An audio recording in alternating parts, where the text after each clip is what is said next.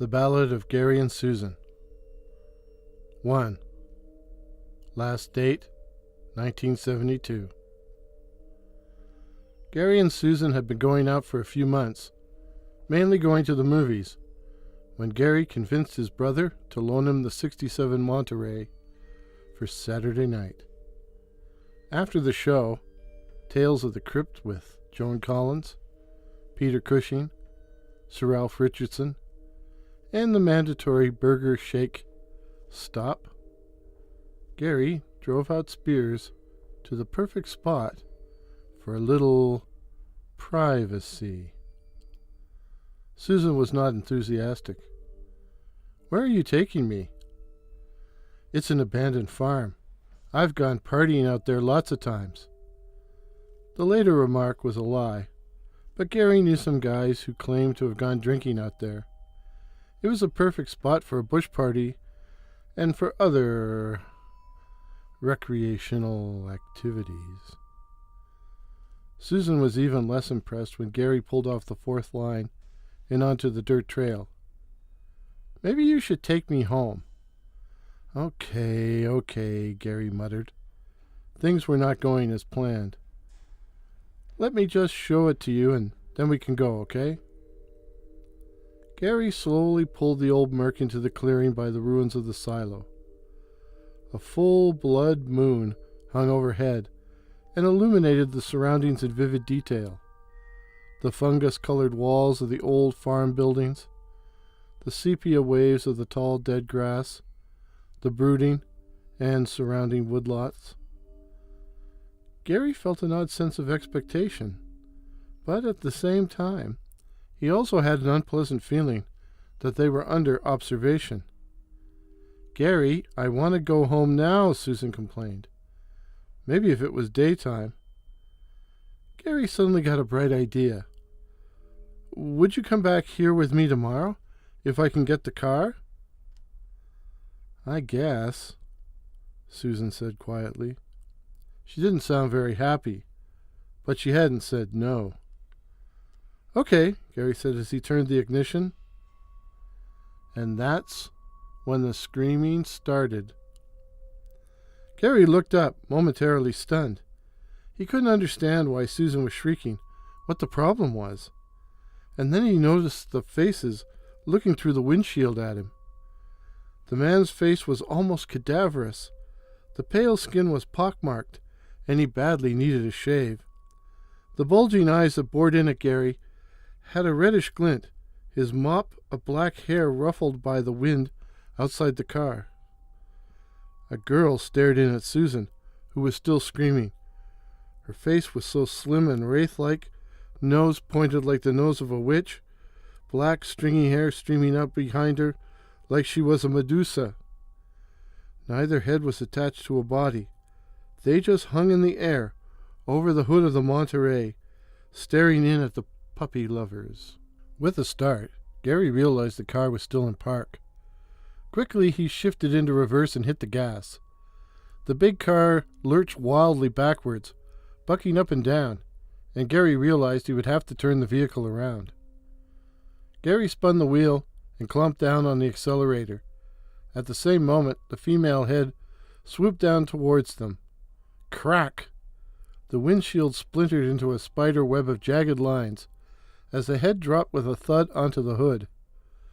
"My brother's gonna kill me," Gary thought instinctively, wondering if the head had made a dent, before bursting into semi-hysterical laughter. He might not live long enough for his brother to kill him. The Merc tore down the dirt trail, the undercarriage banging and rutting before finally fishtailing out onto Fourth, Gary's yells providing a cacophonous accompaniment to Susan's shrieks. Gary ran the red light at the intersection and was clocking 70 miles per hour by the time he made a wide swing out onto Spears. "It's all right, Susan. It's okay," he chanted. "We're out of there." Gary pressed the accelerator down to the floorboard. Fortunately, traffic was light for a Saturday night. He kept his eyes glued on the road ahead as he willed the 67 to go faster, which is why he wasn't aware of it until Susan yelled, "Look out!" Gary looked about in sudden confusion. He couldn't see anything on the road ahead. No oncoming vehicles, nothing at all. But then he caught sight of it out of the corner of his eyes. The head, the male's, bobbed right outside his driver's side window, zooming along in midair and keeping pace with the speeding car. As Gary glanced at it, the man turned his swart, gaunt face towards him, glaring hatefully with his bloody red eyes. Gary slammed his foot down on the gas, but the Monterey had reached maximum speed and was shuddering and shaking from the strain. It couldn't go any faster, but the head could, and as it scudded ahead it sang a long "een" sound. Gary could clearly hear it over both Susan's crying and the roar of the old V8 engine, and it sent cold chills down his spine. But at the same time, he began to think ludicrously about his hair. He had had it styled the week previously, only to find that he looked exactly like all the other guys who had got their hair cut at the same place. They all looked like they had rat tails parted in the middle.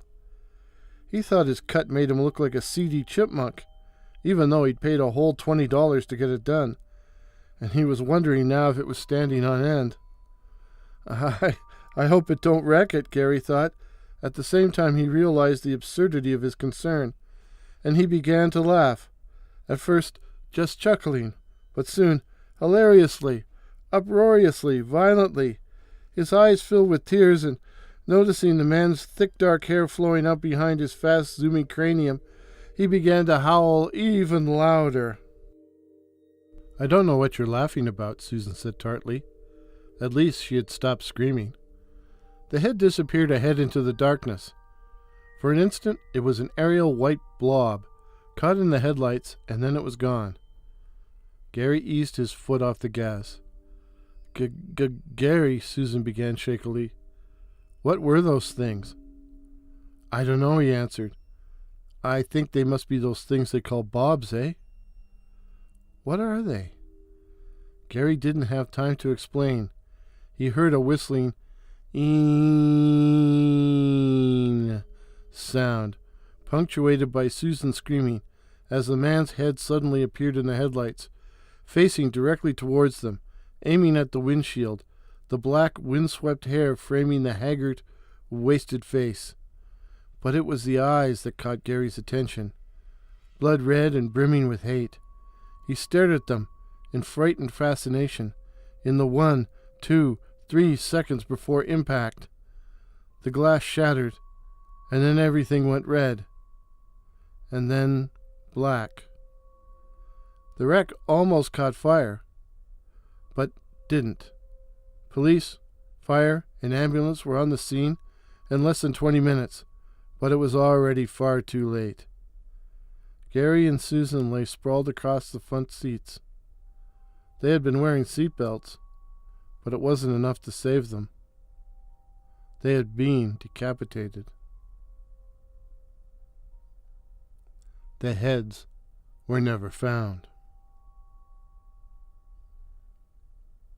2. Susan, 1973. We discovered alcohol in high school, not to mention dope. So naturally, we needed places to party, away from prying eyes. One such place was the woods atop Hogsback Ridge. But even better, more isolated, was the abandoned farm with the old silo out past the 4th line. Not that the old silo didn't have a slightly sinister reputation. There were whispers that it was the meeting place for the bobs, the night floaters. And then there was what happened to Gary and Susan. The old silo had a concrete roof over the old foundation, and on a moonlit night, Anthony and his blonde dude, Scott, were lying on top, shooting the shit about school and stuff. They had each poured half a 26er Captain Morgan's into half a big bottle of Coke, and by 10 o'clock they were feeling very mellow. And then Scott had to spoil it all by saying something stupid like, "Remember Susan and Gary?" How could I ever forget? What do you think happened to them? Hey, man, let's change the subject, eh? You're bringing me down. No, seriously, what do you think happened? Anthony ingested some rum and ignored him, so Scott continued, You think the Bobs got them? I don't know, and I don't care. Scott wasn't finished. I like Susan. I thought she was cute, eh? Anthony started thinking. He also started thinking he really needed to find a higher grade of drinking buddy. Scott kept rambling on and on about Susan, about Bob's, to the point it was seriously getting under his skin.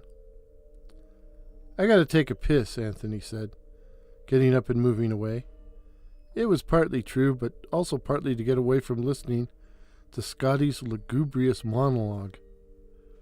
He could have just gone around back of the foundation. After all, they were the only ones there. At least he hoped so. But instead, Anthony headed off into the nearby trees. Truth was, he liked Susan too. A lot. She was a perky little blonde with a nice smile, and one of the girls he thought about at night. Anthony couldn't figure out why she went out with a wimp like Gary. Must have been the car. After all, that hairstyling job he got had made him look like a chipmunk with rat tails. Anthony had reached the trees when he heard a female voice call, Anthony. Anthony froze. That would be all he needed. Some chick catching him taking a leak. He took a quick look around, expecting to see a girl, or a group of girls, staring at him. But there was no one. No one he could see. Must have been the wind, or my imagination, he told himself. And then the voice called again. Anthony. Anthony jumped back in surprise. He had definitely heard someone call his name. No mistake. And worse, he had recognized the voice. Susan. And she was dead. Anthony, I'm over here. This way. Susan? Faint, almost metallic laughter followed by, You know it's me, Anthony. You recognize my voice. But you're dead. More laughter. Creepy. What's the matter, Anthony? Are you scared? I thought you always wanted me. Well, here I am. Anthony moved deeper into the trees, in the direction of the voice, and froze. Susan was there. At least her small head was, floating 5 feet above the ground. Susan smiled at him, revealing a mouthful of sharp, pointed teeth, more teeth than a human should have. But then the head bobbied in the air before him wasn't human. Anthony knew he should run, but he found he was paralyzed. Susan's head slowly moved towards him. Anthony forced himself to move, but all he succeeded in doing was to fall on his ass, and looking up. Scott woke up to find the silvery rays of the full moon shining in his eyes. I must have fallen asleep, he sputtered. What time is it? Forcing his sleepy eyes to look around, he realized he was alone and remembered. Oh yeah, went to take a piss. Scott just lay there for a while, waiting for Anthony to return. He didn't want any more rum. Eventually, he felt the urge to pee as well, and stumbling towards the trees. He thought about calling for Anthony, but he didn't want to attract any unnecessary attention, as in the local constabulary.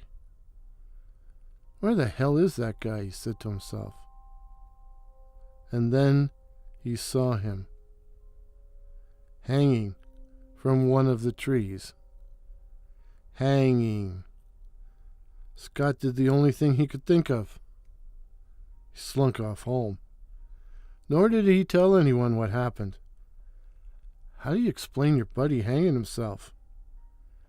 Anthony was found the next afternoon, and the following day, Scott was called down to the principal's office, where he immediately told the waiting detectives, "I did it. I killed him. Please take me in." The delighted cops obliged. They knew Anthony hadn't died from hanging. There were all those neck wounds. Scott hadn't slept since his midnight nap at the silo. She had followed him all the way home, talking to him in that cheeky voice. "Where are you going, Scotty? Aren't you going to wait for Anthony? Come on. Don't you want to party with me?" He didn't. He just wanted her to leave him alone. She had hung outside his bedroom window, whispering enticements he didn't want to hear, and which he was sure no one else could hear. And he was sure no one else could see her either. She was in the trees, outside the windows. As he sat in calculus, he was positive. Sat in calculus class on the second floor, outside the windows. He'd be safe in jail, safe behind bars. They found him hanging from a makeshift noose made from his bed sheets, but they were still puzzled at how he'd managed to tear out his throat.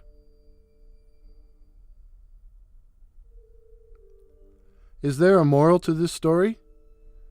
Indeed there is. Drinking under age is always a rum decision.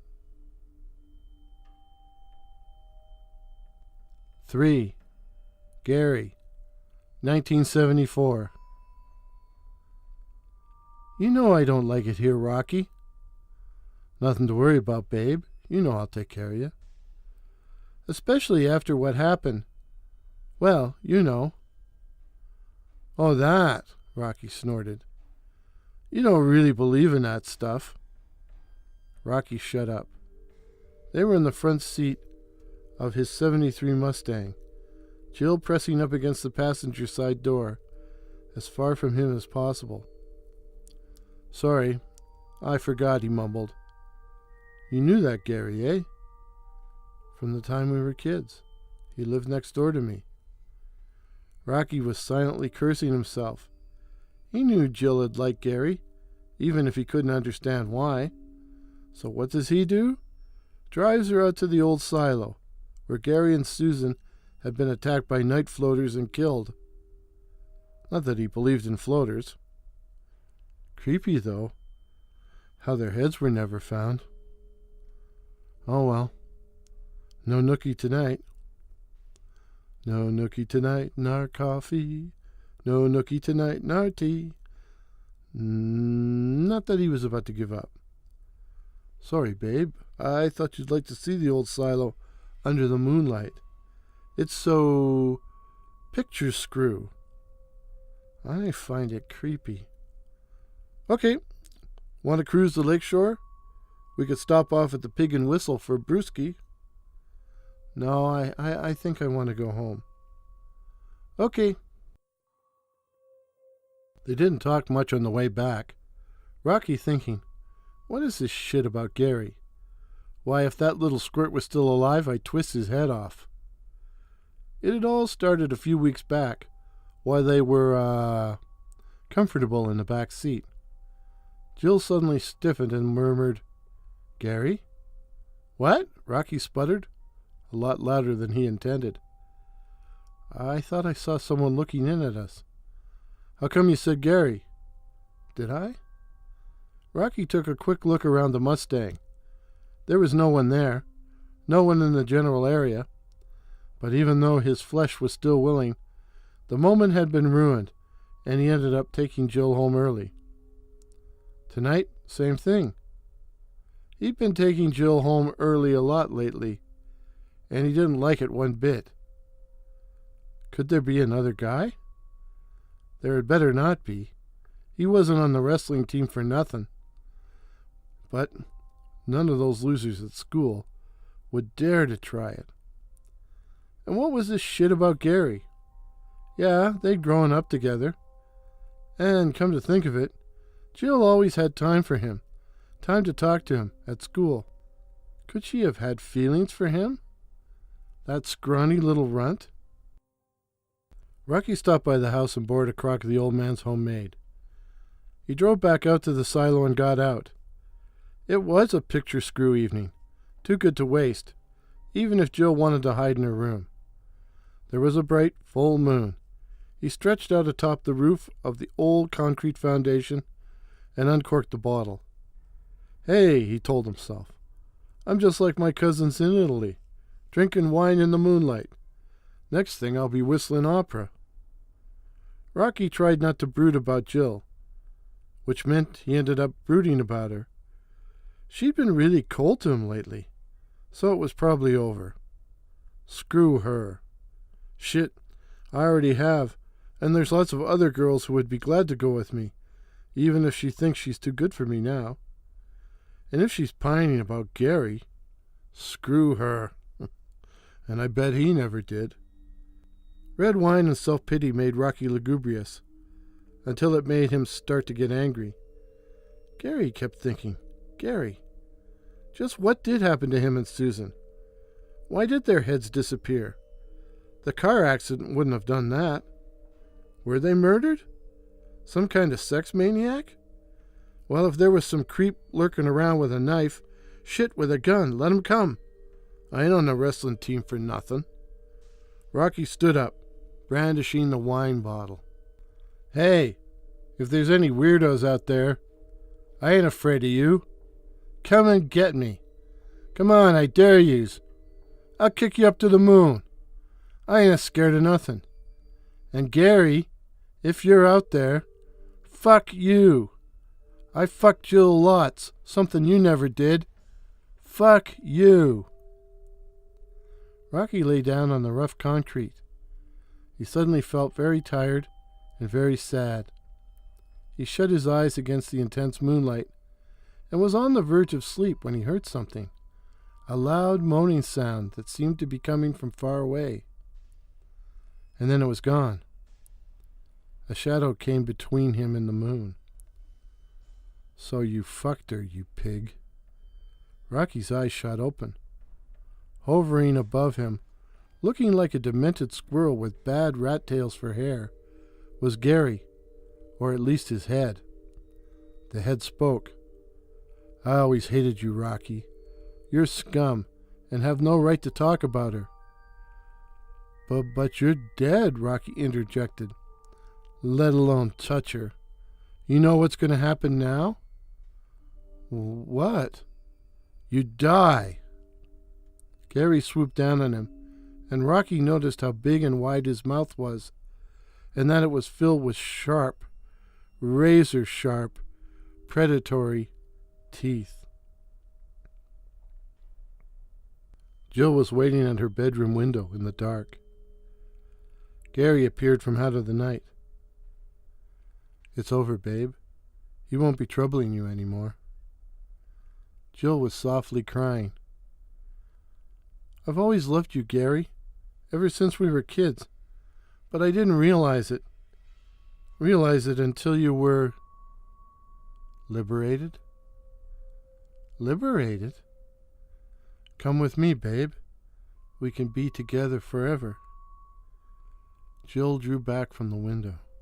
I always loved you, Jill. You were always my best friend, my special friend, until we got to high school, and then you drifted away from me. It was like I wasn't good enough anymore. I know. I don't know why. It just happened. Come with me, babe. I'm afraid. Hey, it's like the song says. Baby, don't fear the reaper. Just a few moments. Then you're free. Rocky's Mustang was hit by a train at the CNR crossing on 4th Line and burned. Jill disappeared, and some thought Rocky, who had a hot temper, had killed her and hidden the body, an accusation his family vigorously denied. On the day I left town, August 31st, 1975, I drove out to the silo at dusk in my new AMC Pacer and parked where I had a good view of the woods. I lit a cigarette and waited. As the darkness took control, I heard the familiar moaning sound, which died away as the floaters appeared. First Gary, then Susan, and then a third, Jill. Their heads swirled around the car, their red eyes blazing with hate. Just as I thought. Goodbye, Gary. Bye, Susan. Bye, Jill. You won't be seeing me again. I put the car in gear and headed out. The ghostly trio followed me, but gave up as soon as I turned onto the fourth line and headed for the Queen E. I was leaving town, and I wouldn't be coming back. Or so I thought. Or so I thought.